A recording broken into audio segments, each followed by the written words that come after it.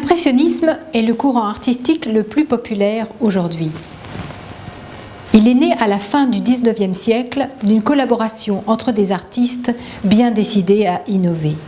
C'est en effet grâce à la richesse des échanges et à la confiance établie entre ses membres qu'est né ce premier véritable mouvement moderne qui allait révolutionner la peinture. Dans les années 1860, règne l'Académie de peinture et de sculpture qui impose ses règles et les styles que doivent adopter les artistes.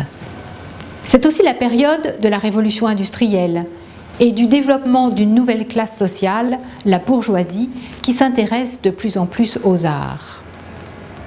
L'ouverture des frontières du Japon et les expositions universelles ont permis à l'Occident de découvrir un mode de représentation radicalement nouveau grâce aux estampes japonaises. Enfin, la photographie se développe et vole à la peinture la représentation du réel.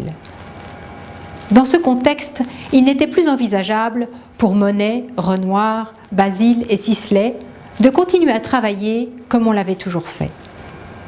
La peinture devait avoir un autre sens, rendre des effets, des impressions. Impression soleil levant est le nom du tableau de Monet dévoilé au public lors de l'exposition de 1874.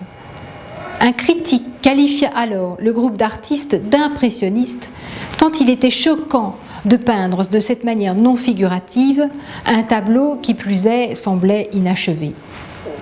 Le public n'avait pas encore compris qu'il fallait prendre du recul pour contempler cette nouvelle peinture et en percevoir tous les effets.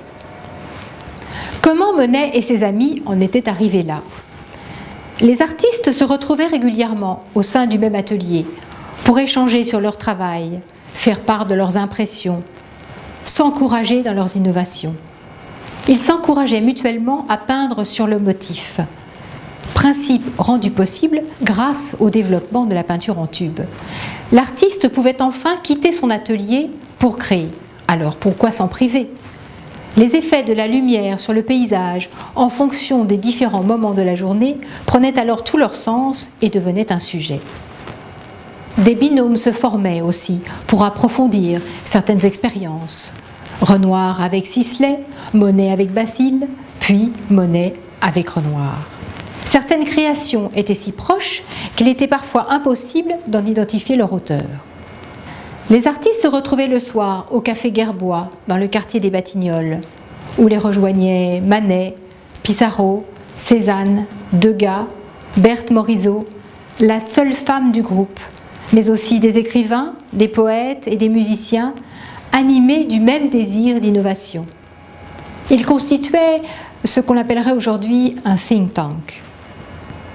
Il fallait de l'audace pour utiliser des couleurs vives, juxtaposer les couleurs au lieu de les mélanger, traiter des sujets du quotidien, peindre les reflets de la lumière sur l'eau ou décentrer son sujet, comme l'avaient montré les estampes japonaises. Grâce à la confiance établie entre ses membres, à la richesse des échanges, aux encouragements qu'ils se prodiguaient, à la reconnaissance qu'ils se vouaient entre pairs, le cercle collaboratif des impressionnistes a révolutionné la peinture et a ouvert la brèche de la modernité. Quelle leçon peut-on tirer de cette expérience impressionniste pour l'entreprise? L'innovation est le fruit d'une co-création qu'il faut savoir orchestrer. Mais quelle est l'alchimie de la réussite d'un travail collaboratif? Audace, confiance, encouragement, reconnaissance? Les outils collaboratifs se développent dans l'entreprise et favorisent les échanges d'idées. Mais il faut ensuite contribuer activement à cette réflexion collective. Et pour cela, peut-on se passer des rencontres? En tout cas, une chose est sûre, il faut nourrir la réflexion créative. Alors, à très bientôt pour de nouvelles expériences issues d'artistes innovateurs.